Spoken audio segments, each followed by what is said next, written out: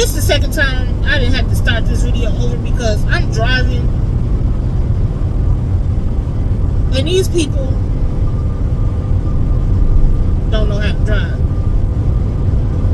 And I'm not the A1 end all tell on driving, but these people don't know how to drive. I'm in this big Sprinter van.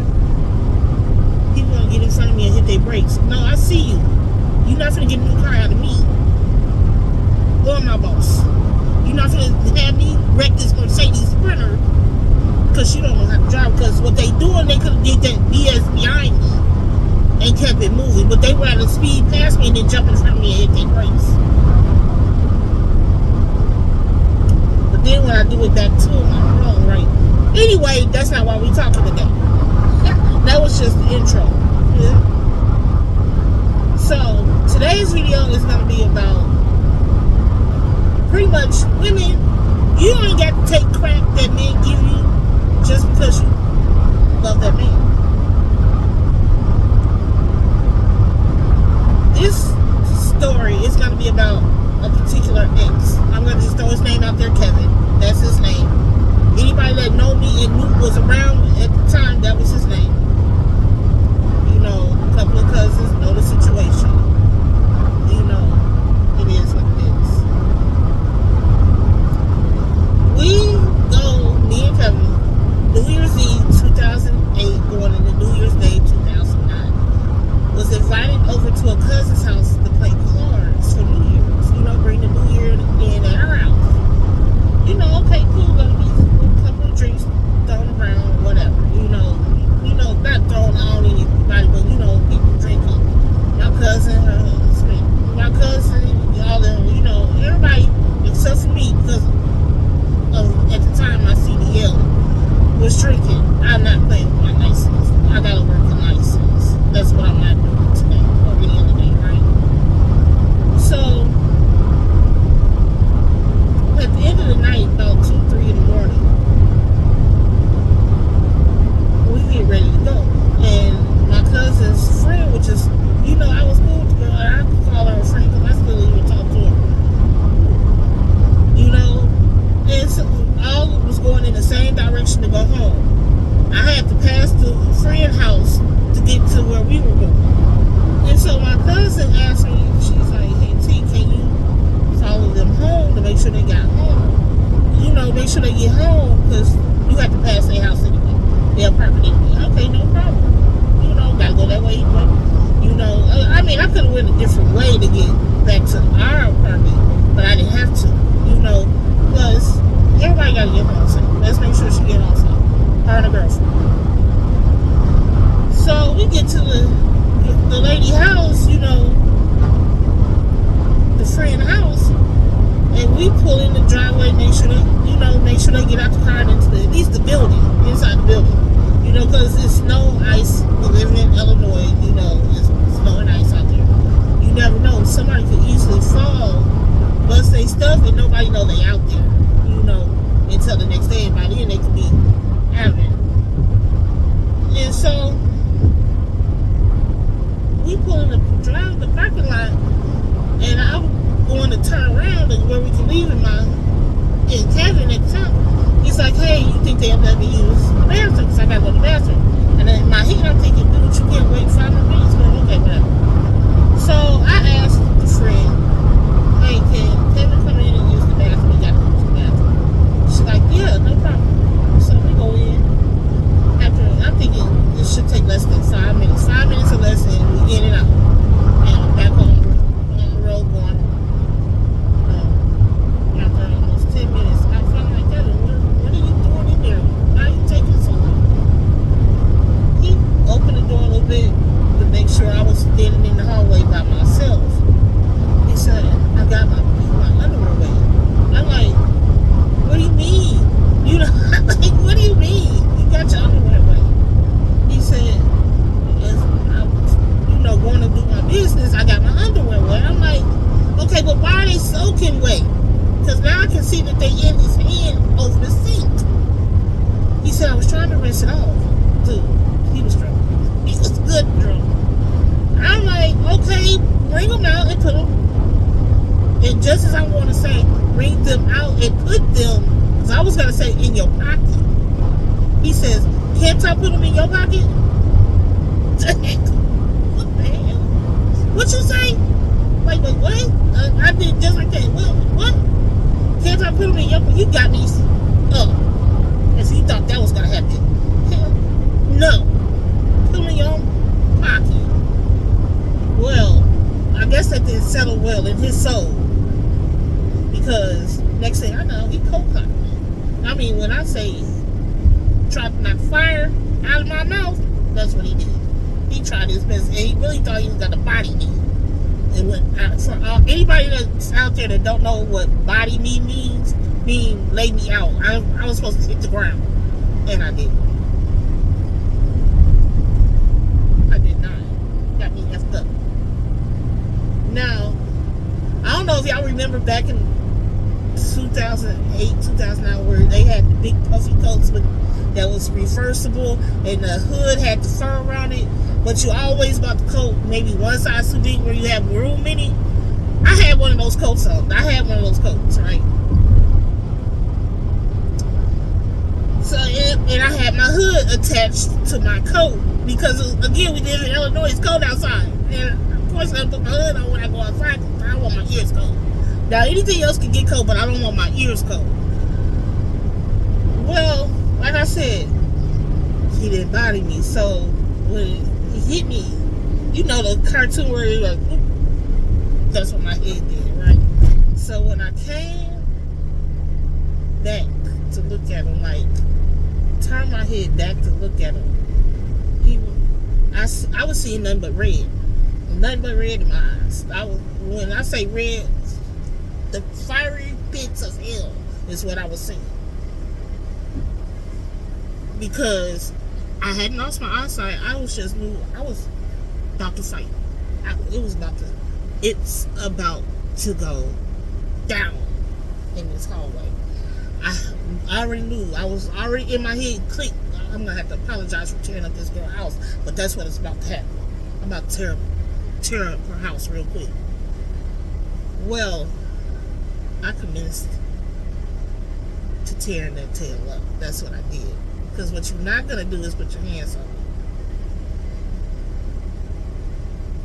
it. No, not today or any other day. No. My family was that family where we fought each other for practice. And anybody will tell you, I was not the fighter. I'm not. I will talk cash money stuff. But back me in a doggone corner or trap me in a hallway like he tried to do, I'm going to come out swinging. You ain't going to know. I may be shaking on the inside, but you ain't going to know because I'm going to land every punch. That's my family. My punches, they'll tell you, feel like a Mack truck coming at you. But I'm not the fighter. I've never been that one. But best believe, if I got to swing on you, I'm going to land it. I'm not that one that does the windmill. No, I'm aiming for something. And it's going to be your throat. When I say 2 to the chest, 1 to the throat, I'm trying to take all the air out your lungs. And close down your airways so you can't get nothing. You ain't felt like it was on my chin. No, and it's on my finger. So, next thing, mind you, remember I had that coat on, right? He realized that he wasn't going to win this fight. He started pulling that coat over my head because it's zipped up. You know, because I'm thinking I'm coming in, letting you use the bathroom and you're going to go home. So, he's pulling the coat over my head. And so I'm like, okay. I'm still swinging. Coat over my head and everything. Can't see nothing. But I know I'm landing something because I can feel contact being made, right? But since you got me by my coat and we in this hallway, I started backing up. And I'm like, just get to the clearance so that the friends can see what's going on in the hallway because they don't realize we back there tussling. You know, So I finally realized when I made it to the clearance, because I could see the living room light shining on my shoes. So I'm like, okay, cool. We didn't make it to the clearance. The friend finally realized what was going on, and her and her girlfriend jumped in. And by the time the dust cleared, because I mean, he was, at this point, now you got 3 females whooping that tail. By the time the dust cleared, he got beat up in that hallway, in that girl apartment, real quick. Now, we didn't tear up nothing, but he did get beat up real quick. Real quick. By the time the police showed up, because I am that girl too. I'm that girl too. I surely am. You're not putting your hands on me and think I'm not gonna have something to say? No. I'm not that female. I will fight back and then fight back again. I will fight you physically and then fight you in court. Best believe. I have no problems. I am that female. Why? Because one thing my mama taught me growing up is that you nobody's punching bag. You nobody punching bag. That's what you not. It was a brain show swallow. My mama used to say her favorite line is that you don't have everlasting stamped across your forehead. That's what you don't do. So that's what made me fight back. Because that's one thing that did make me fight back. Because if my mama was here, still walking this earth, and she would have found out that that man hit me, and I didn't fight back, I would have to go home and fight her. That was my mama. You gotta fight him or you gotta fight me. One of the two, but you gotta fight. So guess what I did? I fought, and I best believe if we going to jail, we both going to jail. If we going to the hospital, we both going to the hospital for the same exact reasons. Because we banged up, bruised up, effed up. So, but when the police gets there, they want to arrest me, not him. Guess what? Go ahead, I'll wait. Ready for it? Because he had the black eye and the busted lip. Because he had the black eye and the busted lip. Not me. I didn't bruise like that. And when I say he hit me, he did. And with all his might, but I didn't bruise. I had a knot, I did, under my skin. It hadn't welted up yet. It never did welt up, but I had that knot under my skin. So, they gave the officers, APD did give me a choice. They said, you got 2 choices, and we're going to need you to make one. Either go ahead and leave, and we'll let you leave. Because and they asked me, do you have somewhere else to go? I'm like, yeah, I got somewhere I can go. No problems. They said, okay, cool. So your choices are you can either go ahead and leave, and we'll let you leave and no charges, or we arrest you now for domestic violence. I'm like, but I called y'all because he hit me first. They said, yeah, but he's the one with the bruises. Okay, I'll go. And I left. I did. I left. But by then, as I'm leaving, he's telling them he wants his phone out my car. I said, okay, no problem. He can have the shell of the phone, but the SIM card, because at the time, remember, T-Mobile had SIM cards. You can take your SIM card out the phone and just switch phones and keep your SIM, and just put the SIM card in it, and then the phone works. So the SIM card belonged to me because it was on my account. So yeah, I took the SIM card out. I'm looking for the group of people, my Ferguson guys. I took the group of people. I took the SIM card out and gave him the phone. Then they like, well, he said he wanted to shake it too. I'm like, the big puffy winter coat belongs to me, but that silk jacket belongs to him. That was paper thin, and that's what I tossed him. Yeah, I'm petty. I don't give a fuck. And he had to walk almost 3 miles to the apartment in the cold. Remember, we lived in Illinois. Asked me, did I care? I didn't. So I left, but I forgot I had called my cousins Which by then, by the time I'm getting ready to leave, my cousin Albert had called the Don. He had actually called my uncle Donnie, which is my auntie's ex-husband. And Donnie was coming to get me. He was coming up to where we was, because we wasn't that far from their house. He was coming to find out what was going on. But I know my family and my uncles. He was coming to whoop his. He was gonna send me on to the house. But best believe he would have followed him home, or he would have waited somewhere along the path of him walking back to that apartment.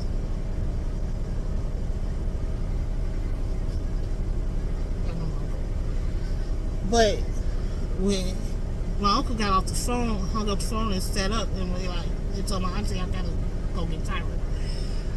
And my auntie's like, wait, what happened? My uncle told her what was going on. She says, I got this. I'm on my way. That's my family. We got this. The females are just as ruthless. It's the males. So, and best believe when the Don says, I got this. Go back to bed. I don't think my uncle didn't lay back down and go back to sleep. Because he wasn't worried. Because what he was going to do, no. Two different agendas. She was coming to get me and make sure I was cool and I was good. When she seen that I was good, that changed the whole trajectory of her plans. Because if she was don't get it twisted, she would have been prepared to fight too, with no problems at all. Now, I go back to their house because a lot of my stuff was at their house. You know, I had a room at their house. So I go back to the house, go, change clothes, get in bed, go sleep. Because I already know I ain't done. I ain't done being petty. It's New Year's Day. I had to wait until that Tuesday of that coming week to call his parole officer.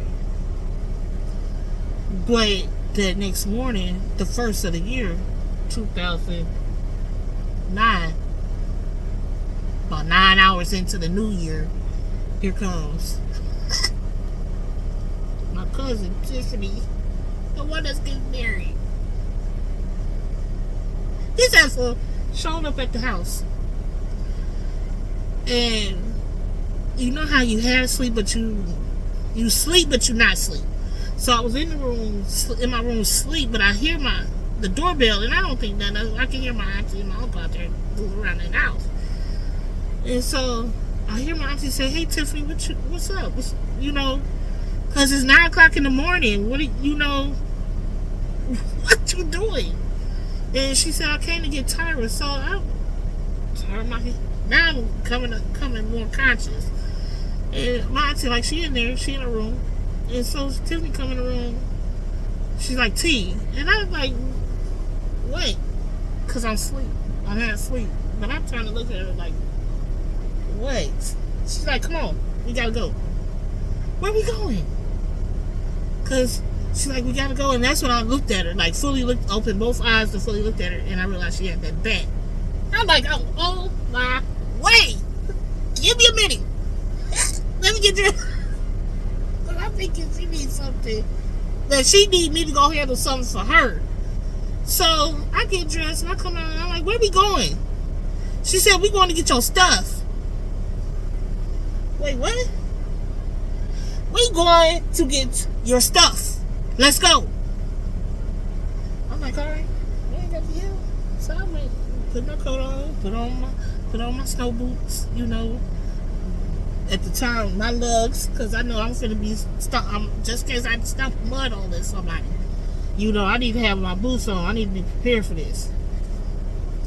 We make it over to the apartment, right? And we ended up parking in the back of the house. Either in the back of we parked in the alley. Because it was an alley that ran down the side of the apartment, and it was an alley that ran behind it. It was like our it came to a T right there at the house. Like the alley connected from one street to the other street that was the next on the next block over, and then it was an alley that ran the length of the block up until our house. And so the Don ended up following us over there when she realized what we were up to, because now me and Tiffany couldn't go anywhere without any bail money, and we neither one of us had any bail money.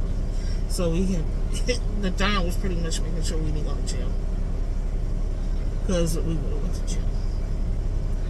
So we go up the back entrance, because I had keys. We can get up it was a house, so I could go through the back door or the front door. So we went through the back door, the key from startling anybody.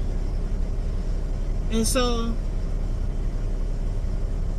I unlocked the back door, go in, go up the stairs, unlock the inside back door, go on in, go up the stairs.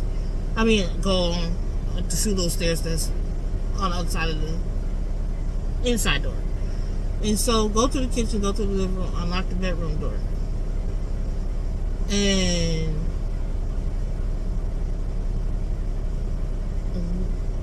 we go in, and Tiffany said, start getting all your stuff. Anything that your money about, get it. Grab everything. And so Tiffany, in your days, she's like, anything on that bed belong to you? I'm like, everything on that bed belong to me. She said sheets, pillows, pillowcase, all of it. I paid for it. And so she started stripping the bed. Mind you, he's still in it.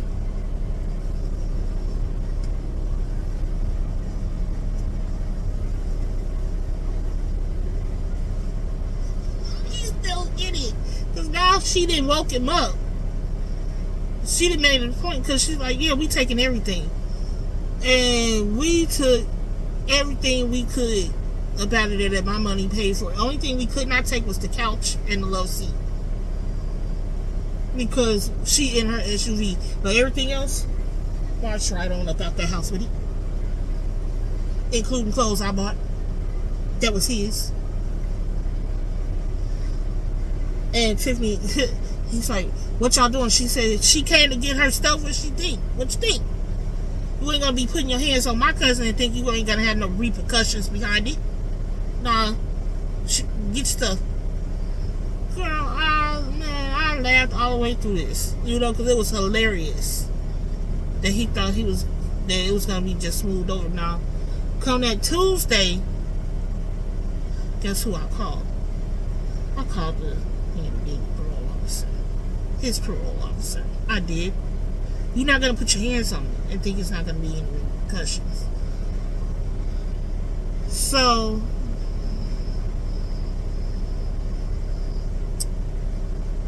now, mind you, all this started over the weekend, Saturday night into Sunday. Couldn't call the parole officer until Tuesday. So parole officer went and picked him up on Wednesday, all behind his phone call. He ended up having to do 9 more months, the rest of his time in jail. But when the parole officer picked him up, guess who he called to come get his personal effects from the office? Me. Guess who still had a check coming to him that I went and picked up? He did. Guess who cashed that check and kept that money? Because I was able to deposit it right into my account with no problems. It's been going in my account. But guess who? Because he wanted me to send him the money. No, you owe me that. Car notes still need to be paid. Cell phone still needs to be paid. It did. And when I got to the parole officer,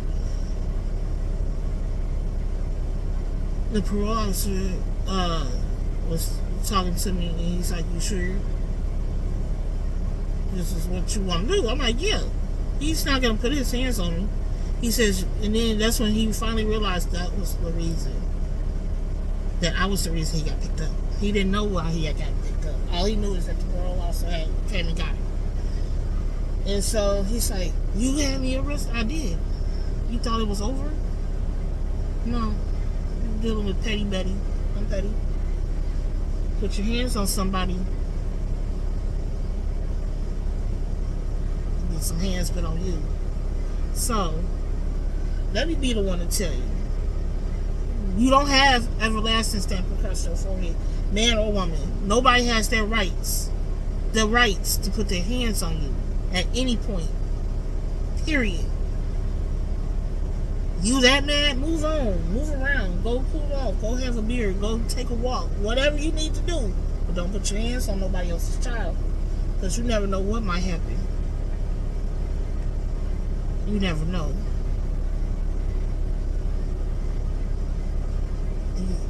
I did it the easy way. Because I could have... I'm licensed to own guns. Now, what if I was a gun toting at the time?